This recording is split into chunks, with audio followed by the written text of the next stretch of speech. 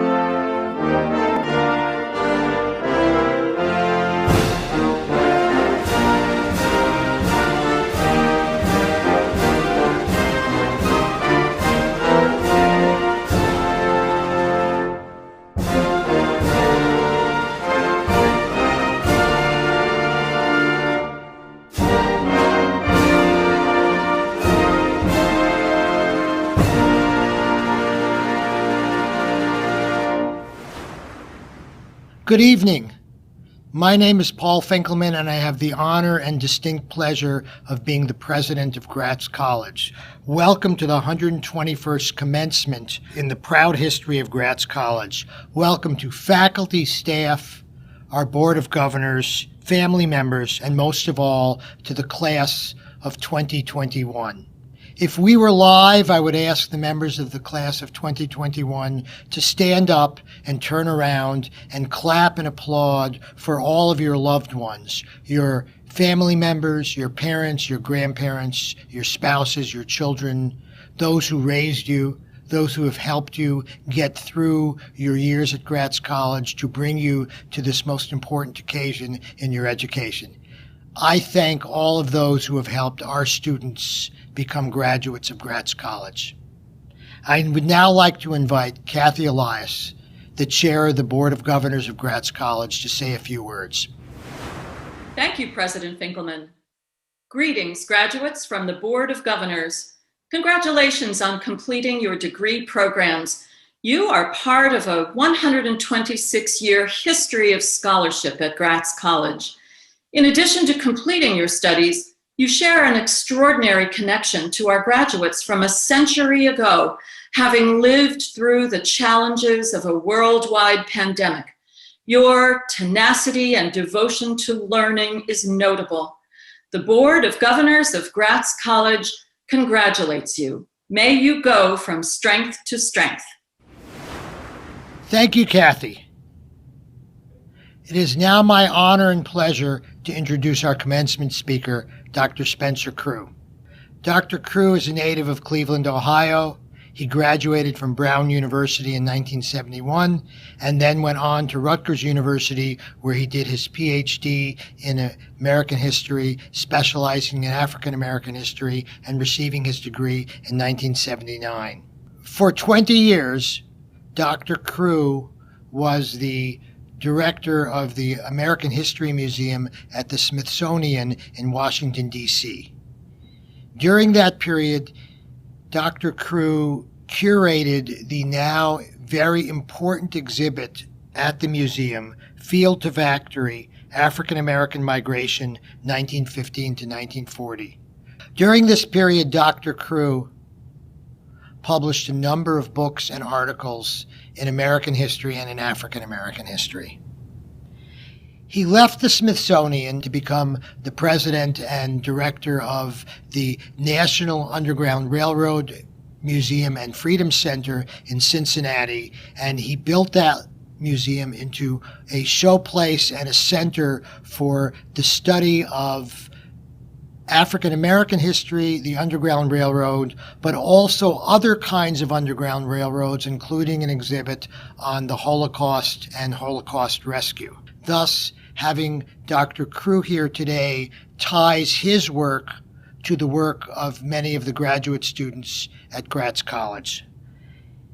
Dr. Crew left Cincinnati and then moved to George Mason University, where he held an endowed chair in the history department. However, you can't keep a great museum director away from a museum. And he then became the interim director of the new African American Museum at the Smithsonian and served there for 2 years. During this period, Dr. Crew wrote a biography of Thurgood Marshall, and that gets us a Philadelphia connection because Thurgood Marshall graduated from our neighbor university, Lincoln University, just outside of Philadelphia. Dr. Crew has now returned to teaching at George Mason, but he is also the Director of Emeritus of both the American History Museum and the African American Museum at the Smithsonian, and that makes him unique. He is the only person to be an emeritus director of 2 Smithsonian museums.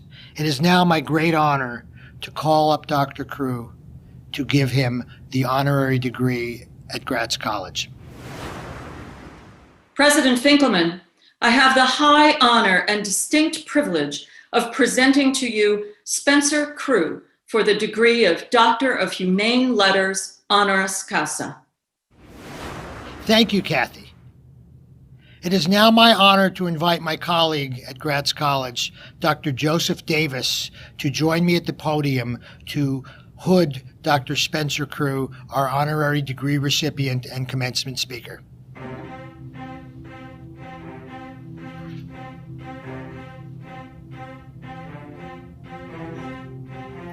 In recognition of his achievements, the President and the Board of Governors of Gratz College are delighted to confer upon Dr. Spencer Crew the degree of Doctor of Humane Letters honoris causa this 29th day of August, 2021. Congratulations, Dr. Crew.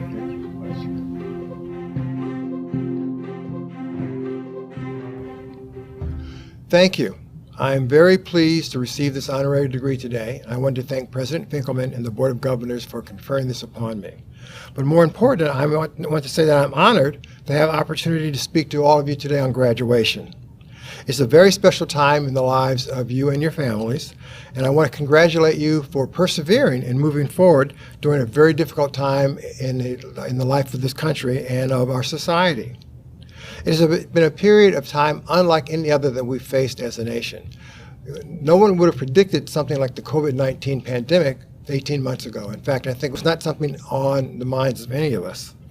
It's been a very difficult challenge, but I think that the fact that you've pushed through it speaks very highly about your perseverance and about your focus on getting the work done. But what the COVID has done is really changed our lives in significant kinds of ways. It's made new kinds of things the norm for us as a society. For example, who would have thought the idea of wearing a mask would become the new norm, if you call that a norm? Or who would have thought about the idea of keeping your distance actually having different kinds of meaning as a consequence of the pandemic? But it also means we had to think differently about how we interacted with our colleagues and our friends. We had to pick carefully how we interacted with our friends, with our neighbors, but particularly with strangers, which again was a new thing for our society. But we also had to think carefully about what times we'd go out into public, when we'd go to the grocery store, when we'd go to other places when we had to interact with other individuals. I think what this did had many of us looking forward to also the idea of getting a vaccination. I never would have thought about getting a vaccination as something I wanted to look forward to previously. But I think what has happened with the pandemic has made us all look to it as something we look forward to gladly and with excitement. Actually, I think what we can say is that this has become a period of rethinking what we stand for as a nation. What is the true meaning and the application of the Constitution that our founding fathers created back in 1787? It's a very interesting question, I think, in light of the 250th anniversary of the nation, which is coming up for us in the next couple of years.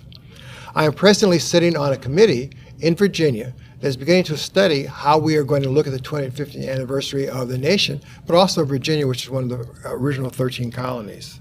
What we want to do is to think through how we're going to tell that history, how we're going to make sure we tell accurate history, but one that really represents all of the things that took place during that time, all of the challenges that faced the nation during this time period. We want to make sure that we talk about the great things that happened during the nation at that time, but also what were the challenges that the nation faced, and how did the Founding Fathers think about these things and begin to go forward.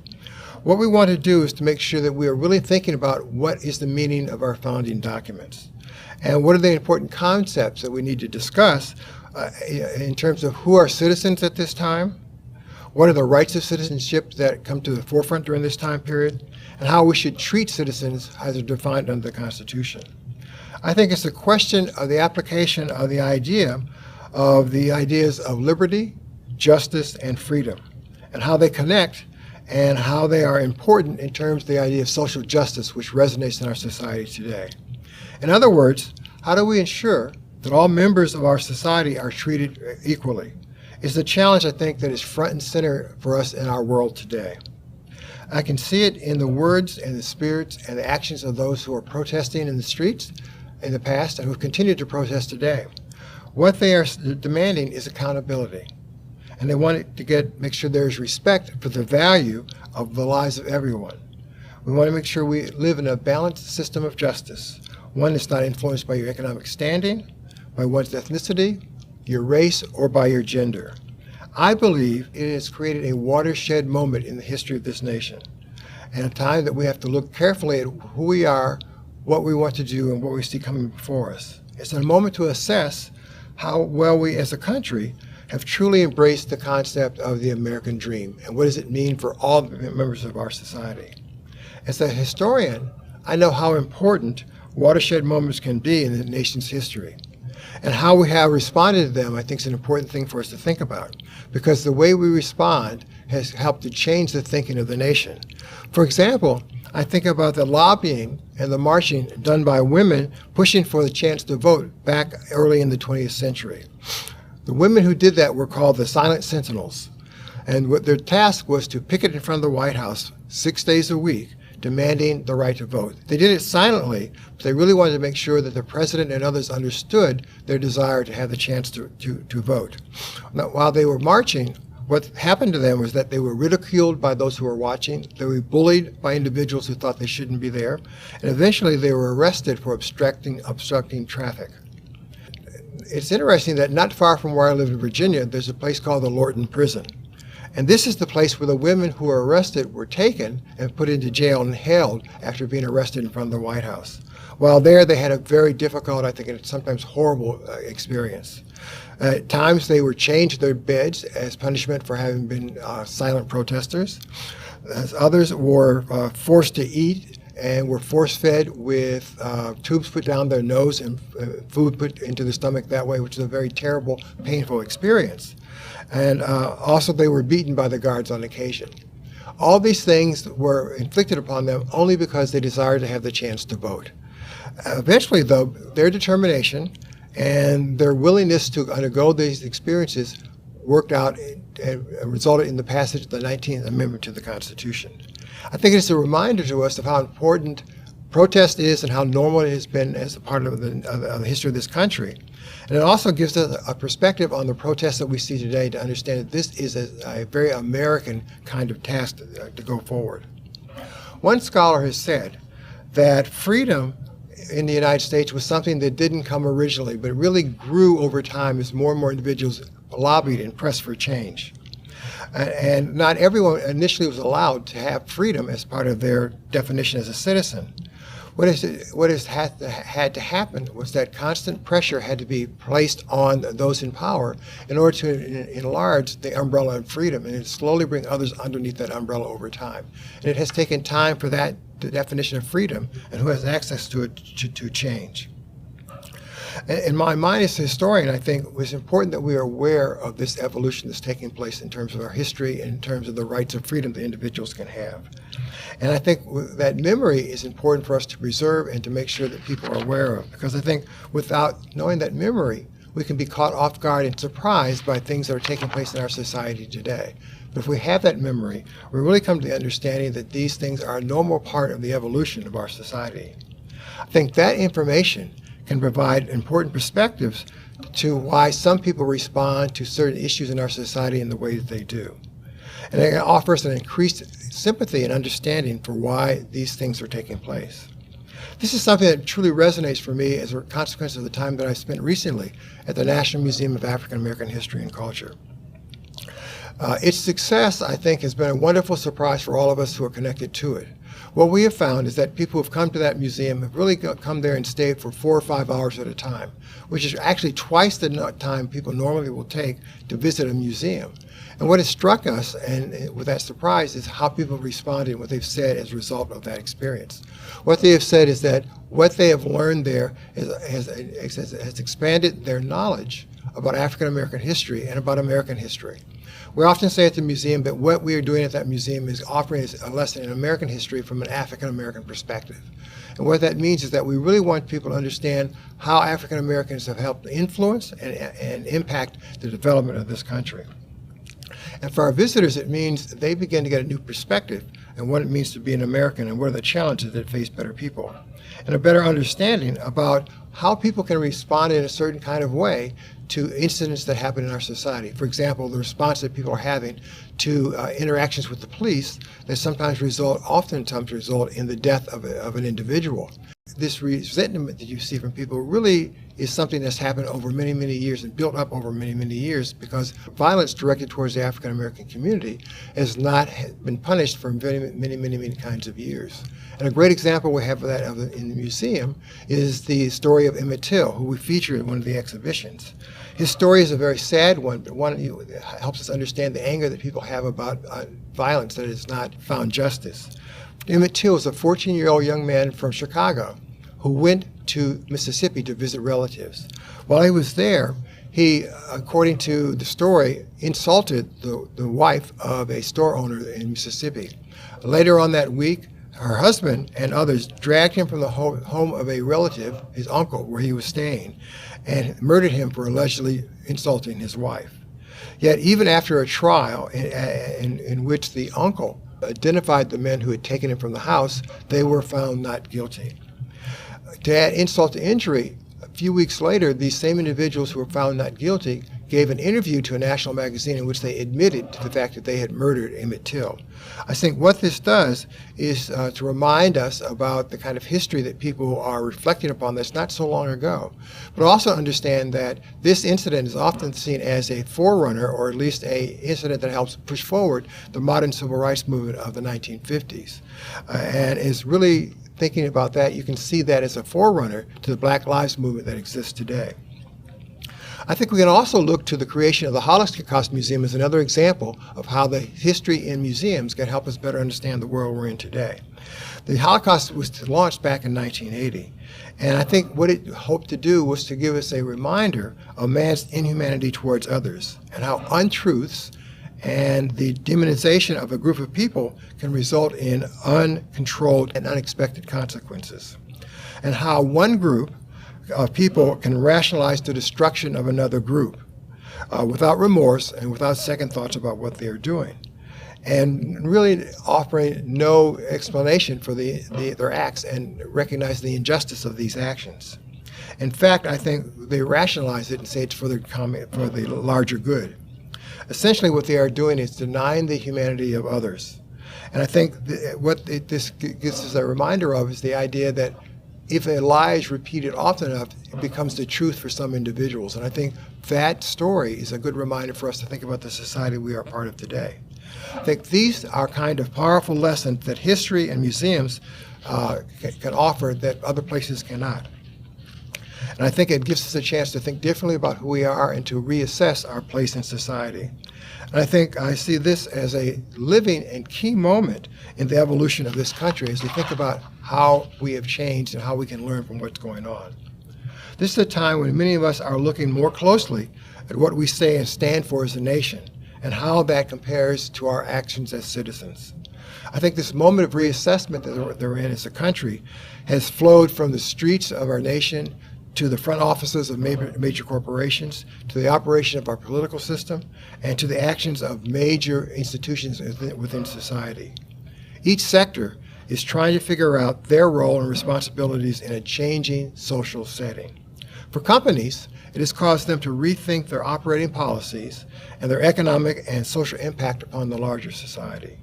Internally, what they are doing now is looking differently at their human relations departments and the environment they're creating in their companies, and really trying to figure out whether or not they have perpetuated biases, intentional and very often unintentional, that impact their employees in terms of pay increases, in terms of promotions, but also in terms of favoritism that might exist.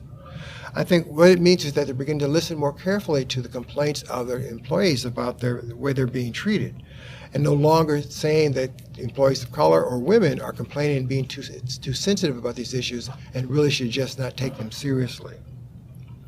I think what these companies have also done is thought about the impact that they can have on society through strategic use of their funds. For example, the Bank of America has committed $1 billion over 4 years to support economic opportunity initiatives. The idea is to help local communities address economic and racial inequalities that exist within them. And the program, in part, I think, will also focus on people and communities of color that have experienced a great impact from the pandemic, greater than other communities have experienced along the way. I think the Bank of America is just one of many companies and individuals who have moved in this direction. Another one recently happened with the actions of Mackenzie Scott, who just this week donated $2.7 billion to 286 different organizations. She did this in support of equity-oriented nonprofits who are working to impact areas of change in the society. She sent this money with no strings attached, saying that we believe you're doing good work and this money is for you to continue in that direction. This follows her previous donation of $6 billion for COVID relief, but also for gender equity and for HBCUs, historically black colleges, and other schools. So she's really looking at how do I use my money in a way to have an impact upon the educational programs and their online activities can have meaningful impacts for these societies. This means they are paying attention to current issues and putting them at the forefront of their own public activities. In some instances, it means they are ensuring that the history of the moment is not lost, but is preserved for future generations. And this means that they're really looking at the protests that are taking place in the street, the activism that's occurring, and trying to think through how do we make sure that this is not lost for future generations. This has meant going into the streets and interviewing activists to capture their thoughts and their ideas. It also means creating collections that preserve the actions of the moment. They are collecting the signs created by these protesters, the art they've done, and images, other images they're creating to ensure the impact of their work is not lost. It would be like, I think, interviewing the people who were at the Boston Tea Party many years ago during the American Revolution, and actually asking them at the moment, what is it that you're thinking about, and what is it that's motivating you to go forward? I think what this means is that the museums are trying to make sure that this history is not lost and is preserved for later generations. And I think they're also looking to capture the reverberations and the impact of the pandemic on the society in general. And what they're trying to do is to talk to people and find out how they are impacted by the pandemic itself. Seeing what are the tragedies they've experienced, what are the good things that have gone on, and just how the pandemic has changed their lives and the way they go about their lives. In the process, they're also talking to medical people to see what the pandemic has done for them and changed how they've had to do their work and how it's impacted their lives. But also talking to teachers to see what are the difficulties they have found in trying to do Zoom teaching from the classroom. Or just looking at the day-to-day impact of the pandemic and understanding what it means in people's lives. For example, I'm sure many of you have had the same experience that my wife and I have had. We have a 2-year-old granddaughter who we've not been able to see in person for the first 2 years of her life. The only way she's seen us is through Zoom on a computer, which has been okay, but has not been terrific. You can imagine how we felt, like many others did, when we finally got ourselves vaccinated and had the chance to really go and see her. what joy that we had in terms of seeing her in person, having her have a chance to sit on our laps and to read stories to her in ways we couldn't do it before, and have her to see us now as real life people rather than these faces on a computer. I think this is what is important for us to remember coming out of the pandemic, how it is we have been separated from our loved ones and how much more we value what being around them has to do. I think sharing these moments helps to reinforce the commonalities of all of our human experiences. It's a reminder of how much we share and why equity and social justice are so critical to us as a nation and as individuals. But the responsibility to have a positive impact on the world in which we live is not just for big companies and for large institutions like the Smithsonian. It is also a burden that each of us as individuals have to think about and determine our own personal way of impacting that process. When looking at the web page for Gratz College, I was struck by your guiding motto. It is the concept of tikkun olam, the Jewish value of repairing the world. That is not to leave it as it is, but to make it a better place as a consequence of you and your time in it. As graduates, this is an important issue I want you to think about and to look at with great seriousness. I know it's important to move forward with your life and your careers and really to get your job life moving forward. Hopefully, this will be a task that is enriched by the time and the things that you've learned at Gratz College. I don't want to minimize the importance of doing that, but that alone, I believe, is not enough because it will not necessarily help to repair the world, which is the motto of the college. To accomplish this goal, we ask much more of you as a person. Each of us has an ability to make a difference, to ensure we leave the world just a little bit better because of our presence. There are all kinds of ways we can make that happen. It doesn't have to capture the headlines or change the world in earth-shattering kinds of ways. There are many examples in history of people making a difference in a variety of ways that are not necessarily catching headlines, but I think are important in terms of the kind of world in which we live.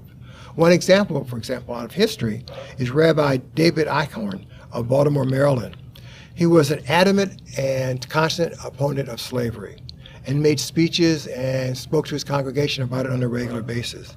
Now, keep in mind, he was in Baltimore, Maryland. This did not necessarily sit well with all the members of his congregation. And in fact, they suggested that he might want to either change his speech or stop giving speeches of this nature. But he refused to do that. In the end, what happened is that a mob threatened to lynch him if he didn't leave town, which he eventually had to do. And interestingly enough, he finally wound up with the congregation here in Philadelphia, where he continued to remain a very adamant opponent to slavery and enslavement. Or we can think of more recently someone like John Lewis, who was a fearless fighter for human rights, a person who defied discrimination on countless occasions despite the consequences of his choices. He was severely beaten many times for his resistance to segregation and discrimination. He was beaten as a freedom rider on buses seeking to desegregate the South.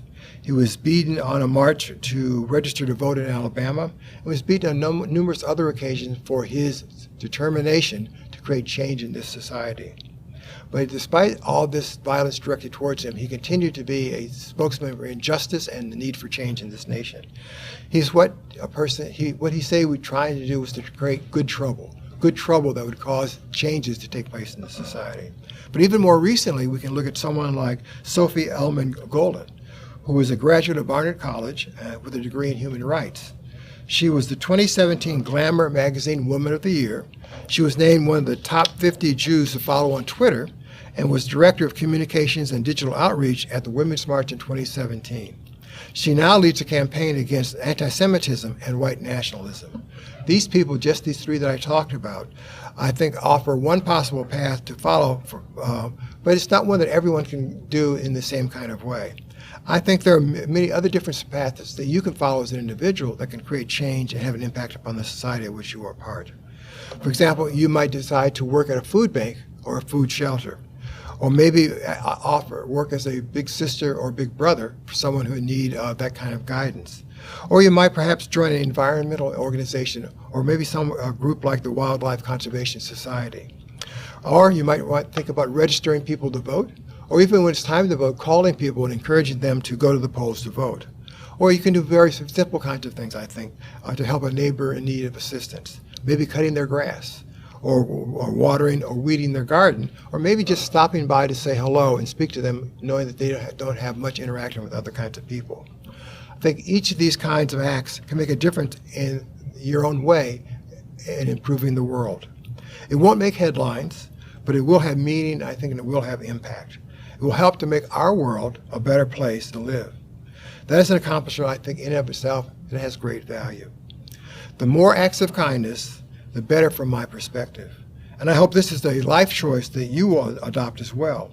In the end, these are simple opportunities that are available to all of us to try out. And I think you have to decide whether or not you will choose them as a part of your legacy going forward. I cannot make that choice for you. I can only suggest and hope that you will embrace this kind of direction in your life. I believe you will personally benefit from these acts of kindness, and the world will benefit as well. I want to end with a quote from Anne Frank, who died during the Holocaust. She said, "How lovely to think that no one need wait a moment. We can start now, start slowly, changing the world. How lovely that everyone, great and small, can make a contribution towards introducing justice straight away. And you can always, always give something, even if it's only kindness." These are truly words to inspire us and to model one's life after. I hope they resonate for you as you graduate from Gratz College. This is a special day of recognition which you all well deserve. Enjoy it and make good use of all you have gained during your time at Gratz. I end by congratulating you once again for your hard work and your perseverance and your accomplishments, and wish you good fortune in the future. And please do work to make the world a better and kinder place in which to live. If you do that, you will leave the kind of legacy we can all be proud of. Thank you. Dr. Crew, thank you once again for your presentation, and congratulations on your new degree. President Finkelman, subject to the completion of all requirements as prescribed by the governors and faculty of Gratz College, these candidates are presented for receipt of the bachelor's, master's, and doctoral degrees with all the rights and privileges thereof. By the authority vested in me by the Commonwealth of Pennsylvania, granted to the Board of Governors of Gratz College by the Act of the Legislature of 1849, I do hereby confer upon you the degree which you have earned, with all the rights and privileges thereunto appertaining.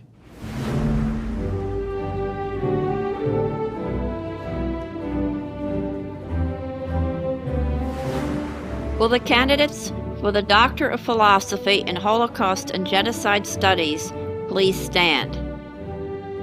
Emily Alexandra Bengals, Jason Hensley, Carrie J. Malloy, Richard Quinlan. Will the candidates for the Doctor of Education in Leadership please stand? Stephanie Elaine Blake, Michael N. Steckloff, Scott Straub, Moshe Abraham Vaknin. Will the candidates for the Doctor of Education in Jewish Education please stand? Stacy Allison Butler, Chaya Friedman, Eliezer Snyderman. Will the candidates for the Master of Arts in Holocaust and Genocide Studies please stand? Leslie Cole, Michelle Felice Edgar, Janet Lorraine P. Hall, Jeffrey Joseph Kelman, Lisa N. Weotter, Rebecca S. Zanardi. Will the candidates for the Master of Arts in Jewish Education please stand? Stacy Meredith Lasky, Judith Elena Mizrahi, Will the candidates for the Master of Arts in Jewish Professional Studies please stand? Rochelle Cavanis. Alex Richard O'Connor. Will the candidates for the Master of Arts in Jewish Studies please stand? Rachel Batia Cohen. Ed Reedy. Evalia Ivanova. Will the candidates for the Master of Education please stand? Dylan Anthony Abrams. Kristen Andre. Karen Avant Cook. Pamela H. Ballard. Jenna Patricia Bedakovich. Gail Biton. Rachel Bladen. Scott Cesare Bladen. Julia Bukanevich. Jenny M. Boyle. Tina Marie Carpinello. Michael Carroll.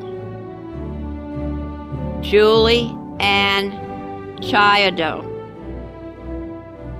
Laura C. Sinney. Haya Sarah Coonan. Christine A. Doyle. Lauren Glynn. Dale Dempsey Godleski. Jamie Good. Olivia Jean Goodwin. Nakia Green. Maya Greenspan. Marissa Hall. Lauren Bieber Hollenbach. Marion Doc Hendershot. Matthew J. Hummel. Stephen Jude Johnson.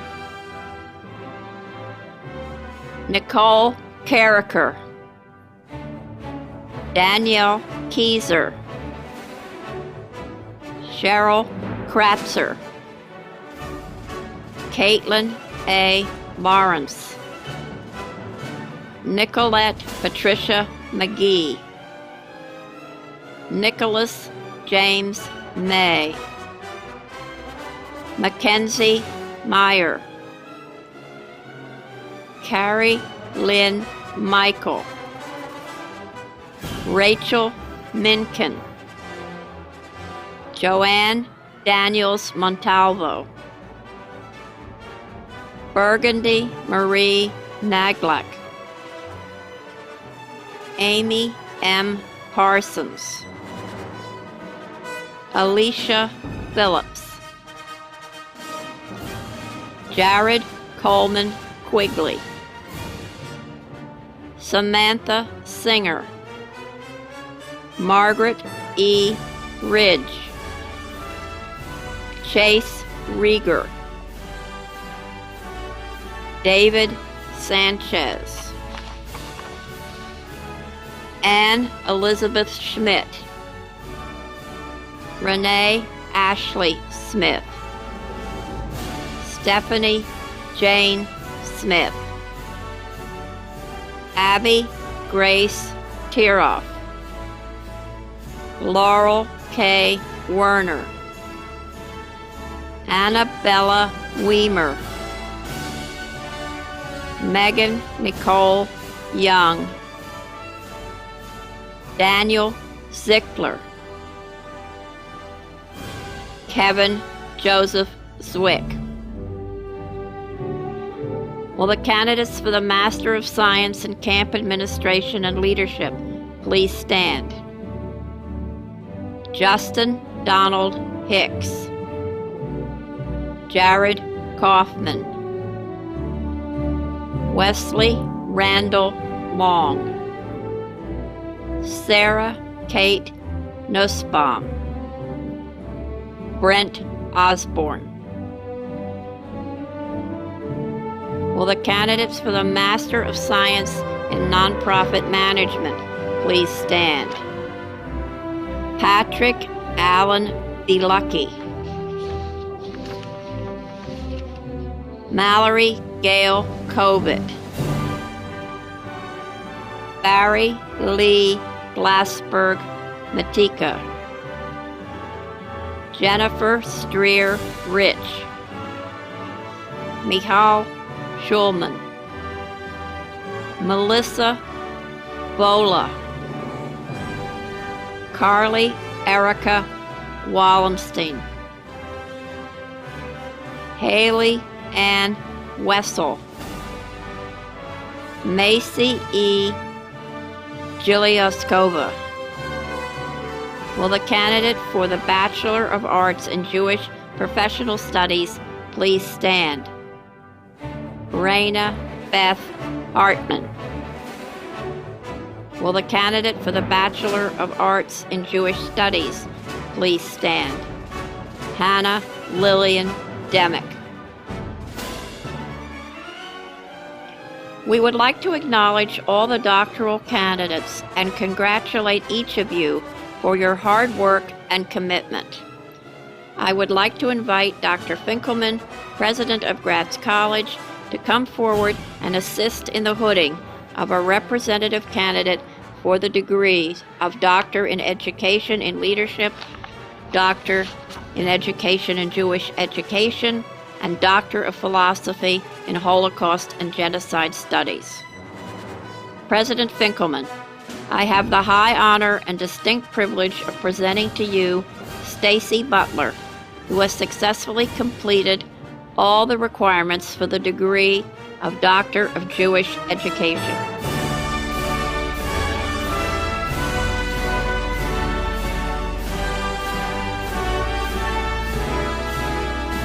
Congratulations, Stacey.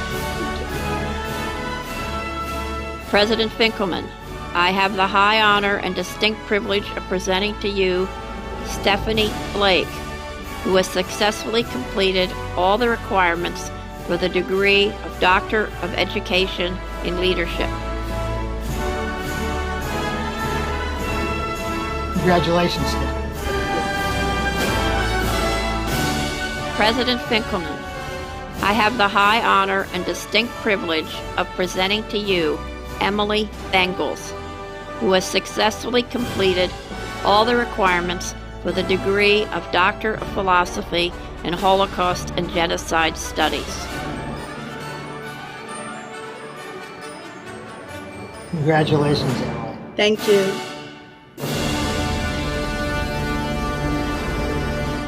Congratulations to all of our doctoral graduates. I would now like to invite Brent Osborne from our first graduating class from the Masters of Science in Camp Administration and Leadership to share a few words.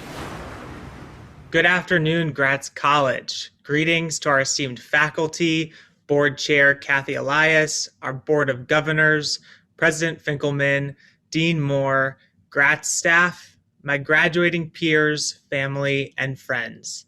It's an honor to be speaking today at Gratz College's 2021 Commencement. My name is Brent Osborne, and I am proud to be a part of the extraordinary class of 2021. There are so many reasons to celebrate today, but foremost among them, we celebrate each of us, the 2021 graduates of Gratz College. A special thank you to our faculty, proud parents, supportive siblings, and devoted friends. Without you, this day would not have been possible, so congratulations to you as well. I'm deeply honored and humbled to be here and to share this precious moment in time with you. What a life-filled experience it has been during our time at Gratz. I am sure I can speak for everyone when I say that it's been a journey of incredible learning, opportunity, growth, and some pretty big challenges. I've been given the significant honor and privilege today to reflect on the past few years, and boy, do we have a lot to reflect on. So today, I hope to speak on a few concepts that I think are essential to what we've collectively experienced and where we may go from here. To be quite honest, writing this speech was a challenging assignment.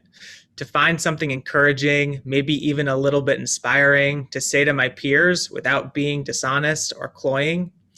As we've progressed through our coursework, the world around us has presented many obstacles. Between a global health pandemic, a crazy election season, and lights shining on mass injustice, it's safe to say that our recent life experiences have been unprecedented. Nonetheless, they have provided us with some humbling lessons that have prepared us for situations far beyond what our degrees were originally intended to do. With that said, I'm confident in our collective abilities to bring about the change we hope to see and engage in acts of tikkun olam, repairing the world. So as we take this moment to celebrate our accomplishments, it's important to remember that the world we're stepping into now is a world that really needs us. It's a world truly different from the one we first started our educational journeys in. We have the unique opportunity to influence what the new norm will be. We can redefine what justice looks like, and we can be the ones to give success a new meaning. There's a beautiful future ahead for us all, if only we have our hands and our hearts open to it. Regardless of where life takes us next, measuring progress, goals, and success after graduate school has a slightly elevated scale. The standard is measured by how well we pursue our calling and the impact that we have on those around us. As we begin to define how we will allocate our time, our talent, and treasure in the next chapter, I encourage you to give yourself the time and the space to explore and define what success may mean for you. The trajectory of my own studies has not been easy, nor a straightforward path. Receiving my degree as a first-generation college student is an absolute privilege, and I attribute my success to my advisor, Dave Malter, my peers, my professors, and all those who have guided me in the right direction. I want to thank my supportive friends, community, and family, especially my grandparents. The endless love and reassurance I've received from them is what's motivated me to continue forging forward. I sought this degree not just for myself, but for the many children and families I have the honor of serving. As a camp director, the work I do involves creating better, safer, and more equal and just micro-communities for young people. It has been a hard time for all of us, but perhaps especially for the children in our lives. Through repeated lockdowns, social distancing measures, and school and camp closures, they've been deprived of social contact and places to play. Yet my campers' resilience and determination gives me hope for a more inclusive and compassionate world. And hope is a powerful medicine. You know, children have an important way of seeing the world. They don't just see problems, but they see possibilities. They have this great gift of being able to see the world with eyes full of wonder and hope. They also have this incredible ability to be fully present in the moment that they are in. Children instinctively know that the present moment is the only one that they have. They seek to squeeze as much juice out of life as possible. Children are such wonderful teachers, and if we ever want to remember what life is about, we just need to observe a child for a few minutes. It will not be long before we appreciate the joy, simplicity, and presence that kids exude. Recently, I came across an inspiring new book by Brad Montague titled Becoming Better Grown-Ups.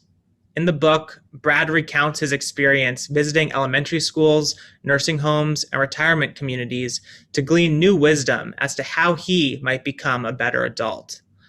The book is filled with stories of people, both young and old, who are discovering ways to show up and be more present in the world around them. As Brad reveals, we can all discover more to life by being more present. In a world that seems increasingly challenging, the secret to finding joy is, in fact, to become more childlike. You see, being a better grown-up has a whole lot to do with being more like a child. We become fully alive when we listen to the child within us and the children around us. Our work, our ideas, our to-do lists, everything in our wake, it all changes when we view it as a child does. We become softer, kinder, and yes, sillier. I'm not here to say that I'm a master of living in the moment, but what I offer is an opportunity to see what is possible for all of us if we look into the mirror of childhood. I'm convinced a life lived like this can and will create a more helpful and hopeful world for kids and adults everywhere. So today, I hope you'll find a moment of childlike joy.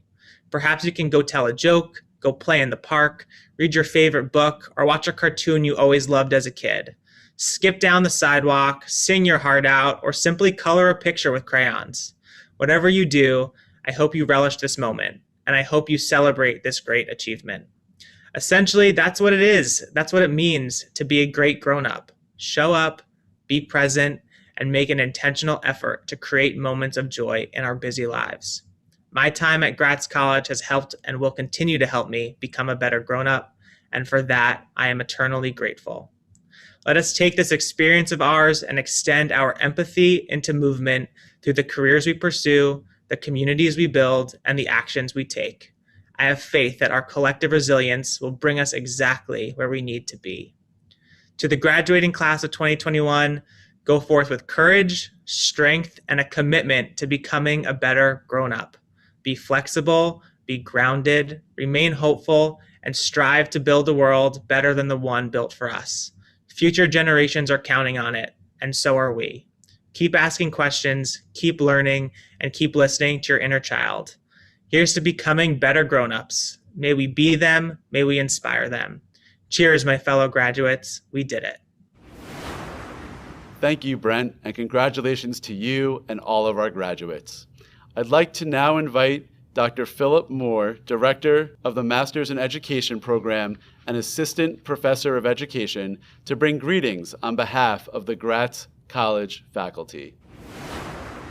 On behalf of the faculty of Gratz College, it is my distinct pleasure to congratulate the 121st graduating class. Class of 2021, we are so proud of your accomplishments, and we thank you for being part of our learning community and allowing us to be part of yours. The last year has certainly been one of challenge and complication, and the degrees that you are earning today are a testament to your strength, your endurance, and your commitment to lifelong learning. You've certainly earned the opportunity for celebration and a break, but we hope that this is not the end of your academic journey, but only a brief pause for reflection in your journey of lifelong learning. John Dewey told us that the educator's number one responsibility is to encourage and inspire their students to go on to further learning. So whether you are earning your bachelor's, your master's, or your doctorate degree today, we hope that you will continue to lead, to learn, and to look for places to make a difference in your community and the world. And always remember the wise words of Earl Weaver, the Baltimore Orioles' iconic manager, who told us that it's what you learn after you know everything that really counts. Class of 2021, congratulations. Thank you, Dr. Moore. I now invite Alyssa Cipriano, MED, and Gratz College alumna, and current doctoral student at Gratz College, to say a few words on behalf of the Alumni Association. Thank you, Mr. Malter, Kathy Elias, Chair, the Board of Governors, President Finkelman, Dean Moore, and the faculty and staff of Gratz College. Congratulations, Gratz College Class of 2021. Soak in every bit of this moment. You deserve it. Dedication is defined as the quality of being dedicated or committed to a task or purpose. That describes each one of you. Getting here may not have been an easy task. I'm sure there were many late nights where you questioned whether your paper would be done on time, or the constant back and forth until your dissertation was approved. Dedication is what got you to this moment. Your families, friends, classmates, and professors have been impacted by your dedication and commitment. Many, if not all of you, had to give up something while working towards this degree. You knew that this moment would be worth it. Vince Lombardi once said, "The price of success is hard work." dedication to the job at hand, and the determination that whether we win or lose, we have applied the best of ourselves to the task at hand. Even though I do not know each one of you, I can guarantee that this quote describes you. The dedication and commitment to earning your degree was unmatched. You are now the masters and doctors of your craft. Take what you have learned and apply it to your everyday life. As a 2019 alumna and current doctoral student, I am honored to welcome you, class of 2021, into the Alumni Association of Gratz College. This group consists of thousands of people from all over the world, with their individual paths bringing them to Gratz. I urge you to be an active member of the Alumni Association. It is very important to keep your alumni profile current, updating it with your personal and professional achievements. Donations are always accepted, and more information can be found by emailing alumni@gratz.edu. Remember to join the Gratz College alumni on Facebook and LinkedIn. Even though you may not physically be together with all of your loved ones, I hope that you are able to celebrate this amazing achievement with those that mean the most to you. Here's to you, Gratz College class of 2021. The world is yours for the taking. Thank you, Alyssa, and welcome once again to all of our graduates as official Gratz alumni. It now brings me great pleasure to introduce to you the newest Gratz president, Dr. Zev Eleff, who has some words for our graduates and our Gratz community. Thank you so much. What a joy for me to be joining the Gratz community at this moment, in which our student body is celebrating their achievements and their graduation at this auspicious commencement. You're the leaders, not just of tomorrow, but of the present. Many of you have been in the classroom, have been in leadership positions, and you have come to Gratz entrusting us to ensure that you can continue your leadership journeys into the coming years. It's a wonderful college, a wonderful institution. You know that quite well. Talented educators, gifted administrators, and most of all, our students, who more than anything else redound to the impact and the success of the Gratz community. Mazal tov, congratulations. I look forward to partnering with you in the many years to come to furthering the mission of Gratz College. As the ceremony draws to a close, we continue the Gratz College tradition of singing the Israeli national anthem, Hatikva, which means the hope, in honor of the college's Jewish legacy, and in celebration of the optimism that we feel as yet another remarkable group of Gratz alumni go forth to make the world a better place. Please refer to the lyrics on the screen and rise if you wish, as we are led by Professor Emeritus Dr. Saul Wax. כל עוד בלב פנימו נפש יהודי הומייה ולפתי מזרח קדימה עין לציון סופיה עוד לא אבדה תקוותנו, התקווה בת שנות 2000, להיות עם חופשי בארצנו, ארץ ציון בירושלים. להיות עם חופשי בארצנו, ארץ ציון וירושלים. Thank you, Dr. Wax, for that beautiful rendition of Hatikva. I would like to now invite Dr. Rabbi Lance J. Sussman to provide a closing benediction. Eternal One of the universe, we thank you for this special day, its milestones and achievements. Bless our graduates, faculty, staff, students, and alumni with strength of mind and well-being of body. Guide our graduates as they go on their way and inspire them to continue to pursue their dreams.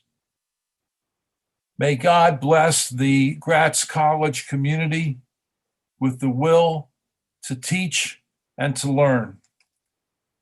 May we continue our work of educating the next generation to build a better world through scholarship and through kindness. Amen.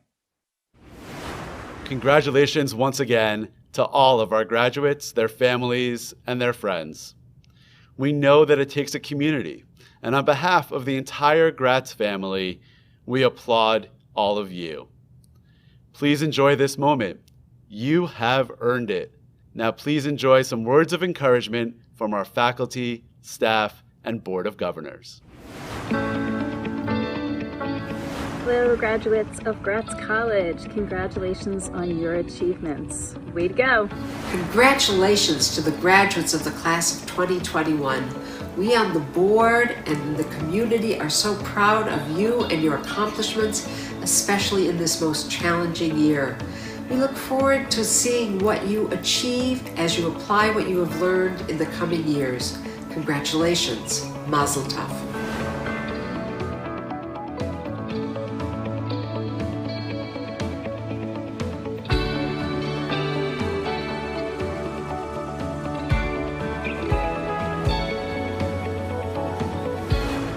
Congratulations on an amazing accomplishment in a ridiculous year. Hi, I'm Mindy Blackman from the Office of Admissions, and I want to say congratulations to the Gratz class of 2021. A special shout out to the very first graduates with a PhD in Holocaust and Genocide Studies. We're so proud of all the graduates, and we wish you all the best. Please keep in touch and let us know how you're doing.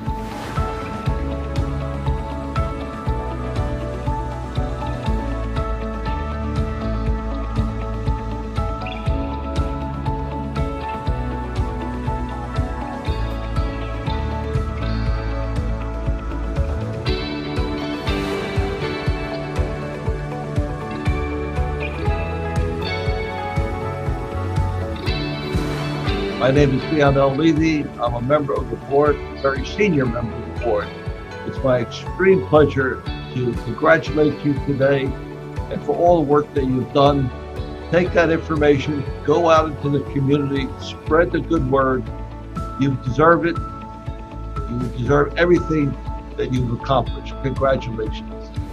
Congratulations to the class of 2021 and welcome to the Gratz College alumni community. Throughout your career, I encourage you to stay connected to Gratz in as many ways as you can. We have a strong global network of alumni, and with your participation, that network will continue to grow. Stay connected.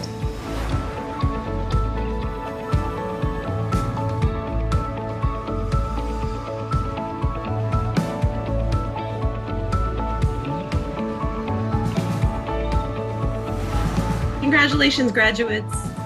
We are also proud of your accomplishments and know that you will continue to make a difference in your community and in the world. Thank you for your hard work and your dedication in this most challenging of times. You will always be part of the Gratz family, so don't be a stranger. Stay connected, engaged, and help to give back to those who come after you. Thank you again and congratulations.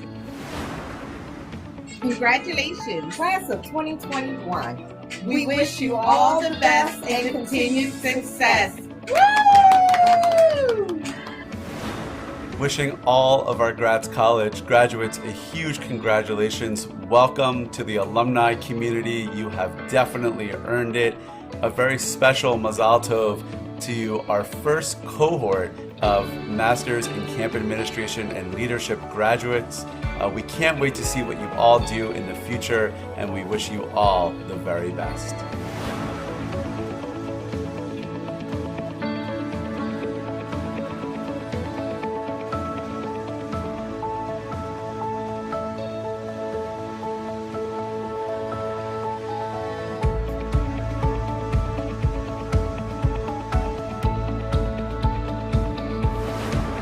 As a governor of Gratz College, it gives me great pleasure to extend to you and to all of your loved ones Mazal Tov. Congratulations on a wonderful accomplishment.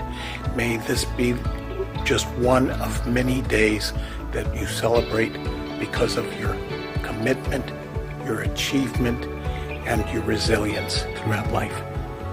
Congratulations.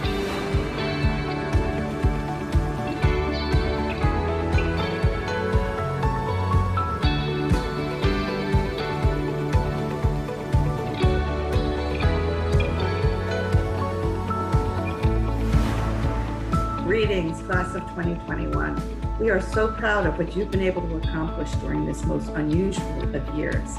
Special shout out to my advisees in the nonprofit management program, the Jewish education program, and the Jewish professional studies program.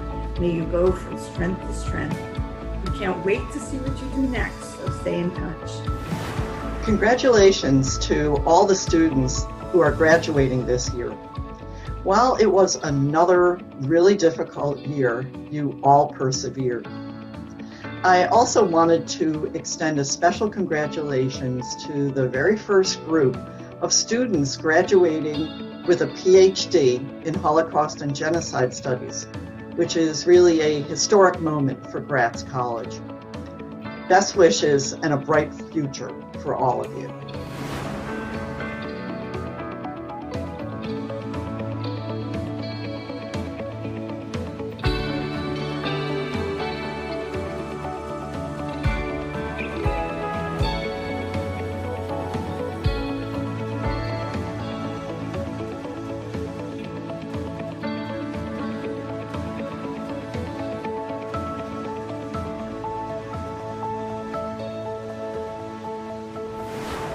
Hey, this is Trish from Gratz Academy saying congratulations to the class of 2021 from Gratz College. Wishing you the best.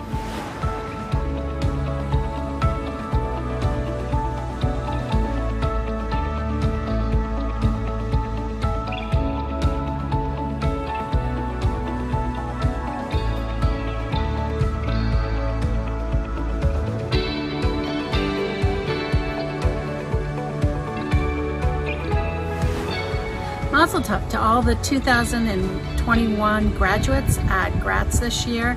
It was a pleasure knowing many of you and having you in class and working closely with some of you. And I wish you all the best in your future endeavors.